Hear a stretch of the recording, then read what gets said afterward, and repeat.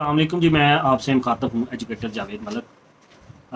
पहले तो सबसे पहले तो आप लोगों को ईद मिलादुन्नबी वाले महीने की मुबारकबाद। मतलब आज यकम रबीउल अव्वल है।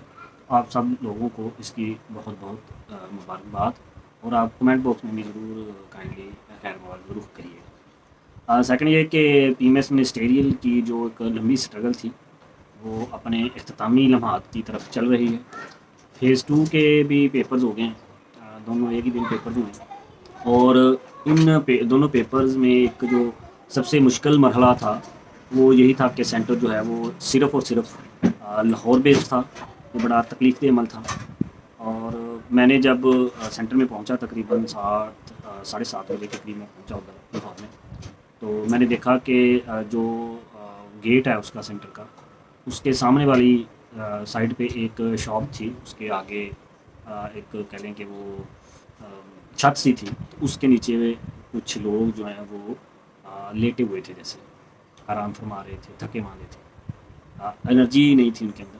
मुझे लग रहा था कि वो जो ज़्यादा दूर दराज के लोग हैं और जिनके लाहौर में नहीं थे कोई रिलेटिव, या वो हॉस्टल अफोर्ड नहीं करते थे, तो वो उसी दिन आए थे। ज़ाहिर बात, वो उसी दिन अगर वो आए थे तो वो सुबह 3-4 बजे वो चले होंगे घर से, या 2 बजे।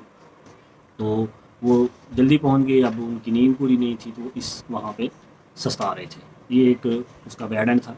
दूसरी बात ये थी कि चूँकि पीपीएससी ने एडवर्टाइजमेंट में तो ये नहीं लिखा हुआ था कि जो ऐसे का पेपर है वो 2 घंटे का होगा। जब लिखा नहीं हुआ था तो ज़ाहिर बात है, फिर वो जो स्टूडेंट्स हैं वो स्टेटस को ही एक्सेप्ट करते हैं। स्टेटस को का मतलब ये होता है कि जो चीज़ें पहले से चल रही होती हैं वही प्रिवेल्ड समझी जाती हैं। तो ये समझ रहे थे कि एक चूँकि 2022 में भी 1 घंटे का ऐसे हुआ, और उससे पहले 2020 या 19 में जो पेपर हुआ वो भी 1 घंटे का हुआ, और उससे पहले जो है वो भी 1 घंटे का ही पेपर ये होता था। तो अगर इस दफ़ा पीपीएससी ने 1 घंटे के से ज़्यादा मतलब 2 घंटे का पेपर लेना था, तो उनको एट लीस्ट टाइमली इंटीमेट करना चाहिए था। लेकिन जब रोल नंबर स्लिप आई, तो उसके ऊपर उन्होंने वो 2 घंटे मेंशन था। इसके बावजूद भी पीपीएससी के जो ऑफिसर्स हैं या पीपीएससी के जो कमीशन है, उसने वाज़े तौर पे इसको क्लियर नहीं किया था कि ऐसे जो है वो 2 घंटे का होगा, ताकि मैं भी पेपर के अंदर जाने तक कन्फ्यूज़ था कि ये पेपर 1 घंटे का होगा या 2 घंटे का होगा। ये तो थी एक साइड। अब हम पेपर के ऊपर एनालिसिस की तरफ आते हैं कि जो पेपर आया है वो अपनी मैं नाक़िस राय दूँगा। मेरे साथ इख्तिलाफ़ किया जा सकता है और करना भी चाहिए। हार्ड एंड फास्ट नहीं है। हर बंदे की अपनी ओपिनियन, हर बंदे की अपनी राय है। रिस्पेक्ट के साथ हर बंदे की अपनी राय होनी चाहिए।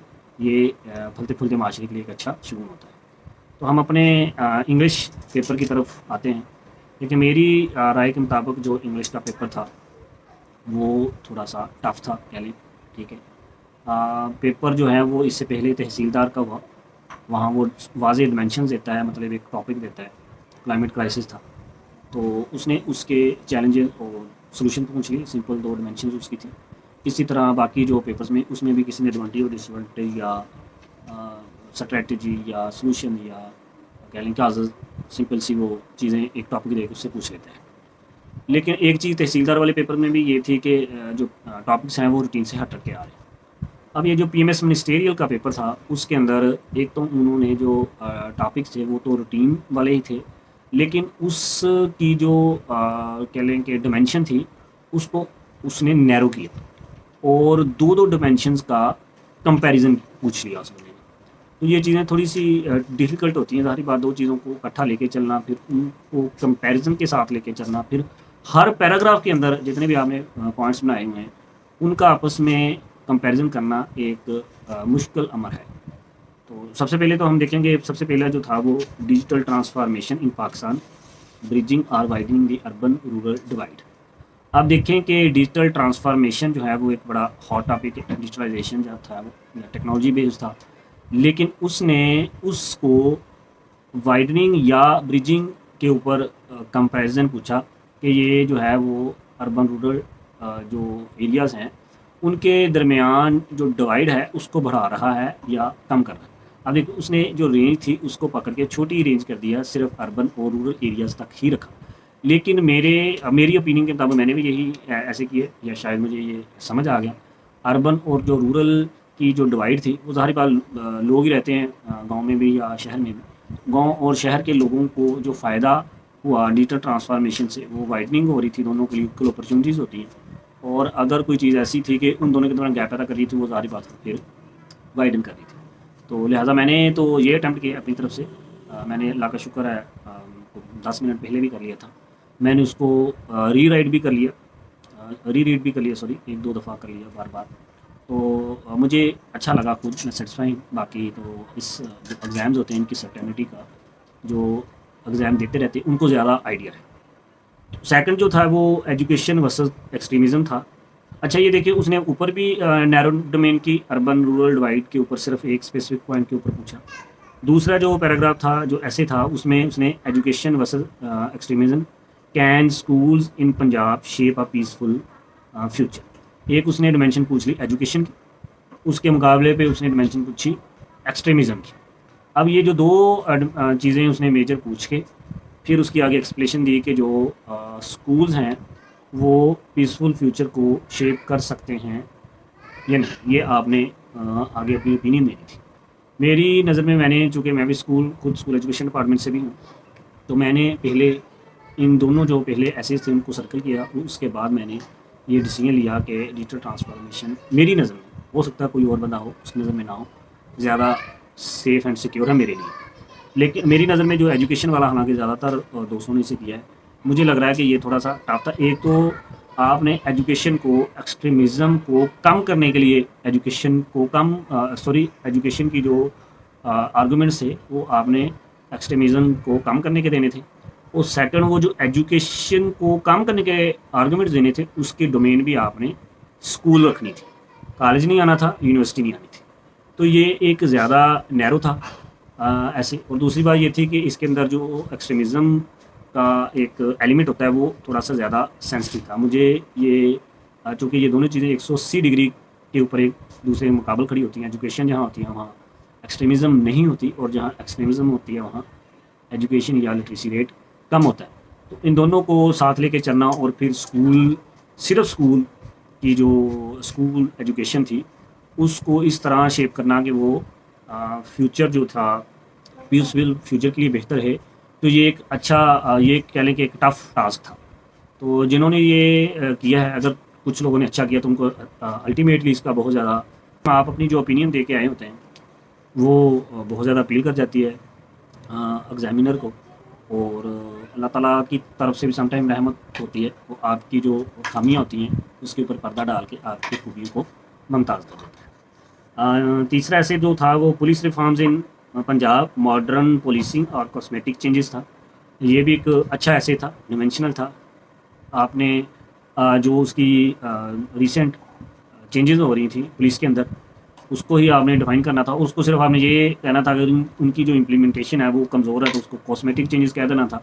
अगर आपकी ओपिनियन के अंदर या आपकी राय के अंदर उसका फ्रूटफुल इफेक्ट हो रहे हैं तो आपने उसको मॉडर्न पुलिसिंग के तौर पर, एक अच्छी रिफॉर्म्स के तौर पर उसको प्रूव कर देना था।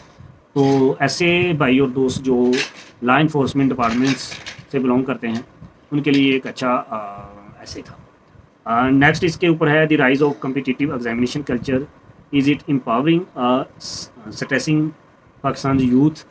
ये भी एक नया ऐसे है वैसे, तो इसको तो मेरा नहीं ख्याल, मैंने किसी से नहीं सुना कि ये किसी बंदे ने किया है। लेकिन इसके ऊपर भी अब ऐसे लिखेंगे तो फिर चेक करेंगे, लेकिन इसके ऊपर मटेरियल भी लिखा जा सकता था। ऐसे जो एसेज होते हैं जो बिल्कुल रेयर बेस्ड होते हैं और बिल्कुल जो नए होते हैं उनको अगर हम टच करें और उनके ऊपर कोई 2, 4, 5 पॉइंट भी अच्छे हम पुट अप कर दें तो जो एग्जामिनर होता है वो इसको अप्रिशिएट भी करता है सामने। लास्ट जो था population growth versus resource allocation, policy dilemma for Pakistan. Population growth versus resource allocation, आपको पता है कि जो हमारी पॉपुलेशन जो है वो ग्रोथ तेज़ी से कर रही है, लेकिन उसका जो एलोकेशन है रिसोर्स की वो उसके अकॉर्डिंग नहीं है। तो लिहाजा ये एक अच्छा सेफ एंड सिक्योर ऐसे था। और पॉलिसी डिलेमा के लिहाज से थोड़ा सा हो सकता है कि उसने पॉलिसी का लफ्ज़ डाला हुआ था, तो जब पॉलिसी का लफ्ज़ होता है तो उसके अंदर गवर्नमेंट की जो स्टांस होती है उसका भी टच ज़रूर दिया जाता है। वो स्टेटिस्टिकल फॉर्म में भी हो सकता है या किसी बंदे की जो ऑफिशियल स्टेटमेंट्स होती हैं उनको भी हम कोट कर सकते हैं। जैसे रिसेंटली हमारे फॉरेन मिनिस्टर फाइनेंस मिनिस्टर ने भी कहा था कि जो करंट सिनेरियो में पॉपुलेशन ग्रोथ है पाकिस्तान के लिए, वो एक बहुत बड़ा चैलेंज बन चुकी है। ऐसी स्टेटमेंट्स भी ऐसे ऐसे इसको करती हैं। तो लिहाजा ओवरऑल ये एक कह लें कि थोड़ा सा टफ टास्क भी था, स्पेशली जो हमारे गवर्नमेंट सर्वेंट्स होते हैं उनके लिए। और इसके अंदर चूँकि सर्विस भी 5-6 साल और 8 साल थी, तो चूँकि आमतौर पे ये ज़रा बुक से भी कम इनका टच होता है। और लेकिन जो लोग प्रिपरेशन के अंदर होते हैं, जो 2-3 लोग 200-300 लोग जो फुल प्रिपरेशन से, फुल एनर्जी से, फुल अपने ज़ोर से लगा के आए होते हैं, तो उनके लिए एक अच्छा एक्सपीरियंस भी था। तो बाकी बेस्ट विशेज़ है सबके लिए। और इसके साथ ही उर्दू के ऊपर भी हम करते हैं थोड़ा सा बनिस्बत इंग्लिश एसेज के, उर्दू के एसेज मजमून जो हैं वो थोड़े से आसान थे, लेकिन उसके अंदर भी उसने इस दफ़ा डोमेन जो है वो क्लोज़ की है। मतलब जो पहला था पाकिस्तान में कौमी इंतखाबात के अमल में इस्लाहात की ज़रूरत, ये तो उसने पाकिस्तान को ले गया। डोमेन बड़ी हो गई, थोड़ा सा ईजी भी था, जनरल भी था, हम जनरल भी सोच सकते हैं। इसमें वो क्रिएटिविटी भी आपकी चेक कर सकता है कि आप कौन से एसेज या मज़ामीन होते हैं उनको मतलब कौन सी चीज़ें ज़्यादा इलेक्शन के लिए सूटेबल हैं। तो उर्दू ऐसे और इंग्लिश ऐसे में थोड़ी सी एक फॉर्मेट के अंदर भी तब्दीली होती है। इंग्लिश ऐसे के अंदर वो ज़्यादा जो वेस्टर्न लोग होते हैं उनकी जो कोटेशन या जनरल जो सेइंग्स होती हैं, इंग्लिश मुहावरे, स्टैटिक्स या आपकी जो केस स्टडीज़ होती हैं, उसको ज़्यादा वो प्रेफर करता है। और इंग्लिश जो लैंग्वेज होती है, सेंटेंस होती है, उसके अंदर वो बहुत ज़्यादा फोकस करता है। लेकिन उर्दू का थोड़ा सा डोमेन डिफरेंट होती है। उर्दू पता आपको हमारी कौमी ज़ुबान भी है, तो हमें चूँकि ये थोड़ी सी आसान भी लगती है, लेकिन इसके अंदर हमने जो मुहावरे होते हैं उर्दू के, या ज़रबुल मिसल होती हैं, या उर्दू के कुछ पेटेंट ऐसे अल्फाज होते हैं जिससे उर्दू की चाशनी और अट्रैक्शन पैदा हो जाती है उर्दू के अंदर, और एक्सप्रेशन जिसको आप कहते हैं। हमने इसको पुरानी जो आयात मुबारक होती हैं उसका हवाला देना होता है। अहादीस शरीफ से अपनी जो जस्टिफिकेशन होती है वो उसको ज़रा मजबूत या स्ट्रॉन्ग करना होता है। पोइट्री के साथ उसको अदबी रंग भी देना होता है हमें, और साथ में अपने पॉइंट्स को साबित करने के लिए अप्लाइड एग्जांपल्स भी दी जाती हैं। और अगर उसके अंदर स्टैटिस्टिक्स को भी शामिल कर दिया जाए, और कोई कहावत, कोई जो इस्लामिक या अच्छे हमारे कह लें कि इंटरनेशनल जो फ़िलासफ़र होते हैं उनकी कोई कहावत शामिल कर दी, तो वो भी सोने पे सुहागा। तो ये इसका इस लिहाज से उर्दू के जो मज़ामीन होते हैं उनका थोड़ा सा कल्चर या उसका लिखने का जो स्टाइल होता है, फॉर्मेट होता है, वो इंग्लिश से थोड़ा सा डिफरेंट होता है। क्योंकि ये हमारी कौमी ज़बान भी, हमें इसमें लिखने में भी आसानी होती है, तो इसके अंदर वो थोड़ा सा यूँ कह लें कि एक्सप्रेशन पे ज़्यादा फोकस भी करता है। स्पेशली अदबी टच को वो बहुत ज़्यादा अप्रिशिएट करता है उर्दू में।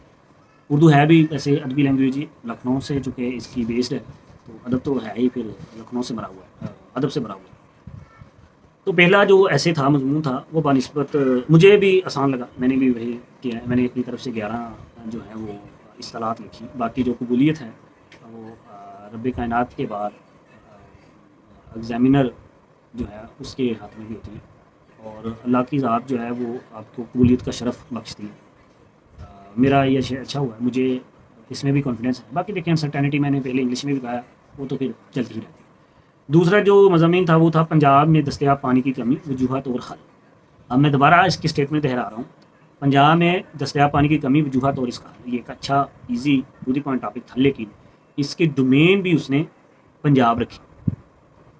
सिर्फ आपने पंजाब में दस्तयाब पानी की कमी, वजूहत और उसका हल बताना था। अब मसला ये है कि जो हमारे आम तौर पे जो पानी के जो ज़खायर हैं या रिजर्वायर हैं या स्टोरेज जो चीज़ें हैं, स्टोरेज डैम्स वगैरह हैं, करबिला डैम या बराजेस जो बड़े ज़्यादा हैं, सक्कर बराज टाइप, वो पंजाब से बाहर है। तो इसको भी हमने पंजाब की डोमेन के अंदर रहते हुए इसको हमने अपने पॉइंट के साथ जस्टिफाई करना था। तीसरा जो था उसके अंदर था कि क्या पंजाब में तरक्की के लिए पंजाबी ज़बान का फ़रोग़ ज़रूरी है। ये एक अदबी मज़मून था। ज़ाहिर बात है, इसको चेक करने के लिए हो सकता है वो कोई पंजाबी के जो प्रोफेसर वगैरह या यूनिवर्सिटीज़ में जो डीन्स वगैरह होते हैं उनको भेजे जा सकते हैं। तो जो चीज़ डाइंग हो, डिक्लाइन का शिकार हो, आम तौर पर अगर उसके ऊपर नुक्ता नज़र का इज़हार किया जाए तो वो ज़्यादा एप्रिशिएटिंग भी होती है। लेकिन अगर उसके ऊपर आपके पास पॉइंट्स नहीं हैं तो ये एक फिर बैड पॉइंट भी होता है। लेकिन ये एक अच्छा मज़मून साबित हो सकता है अगर आपके पास अच्छे आर्गूमेंट्स हों। और ऐसे जो मज़ामीन होते हैं वो कम लफ्ज़ों में भी लिखे जाएँ लेकिन अच्छे ग्रामेंट्स में लिखे जाएँ तो फिर भी वो आपको फ़ेवर करता है। चौथा जो था वो है जुर्म ज़ईफ़ी की सज़ा मगर के मुहाजात, ये बहुत ही अच्छा था, अदबी था। अदबी जो होता है ना टॉपिक, उसकी सबसे अच्छी बात ये होती है कि उसका आपने उसका जो मतलब होता है, वो आपने डिफ़ाइन करना होता है। उसकी सिर्फ़ आपने क्रक्स लेना है या उस जो कह लें कि पॉइंट होता है ना, मतलब जैसे है जुर्म ज़ईफ़ी की सज़ा मगर के मुहाजात के जो कमज़ोर होते हैं, वो जो हमेशा उसके ऊपर जो ताकतवर होते हैं, वो उनको दबा लेते हैं। तो अब इसके आगे इसकी जो इस्तिलाहात, डेफ़िनेशन, काज़, वजूहात, असरात, ये सारे आपके हाथ में थे, ये आपने अपनी मर्ज़ी से डिफ़ाइन करने थे। मैंने इसके ऊपर भी एक सर्कल लगाया था और कौमी जो इंतखाबात का अमल था उस पे भी।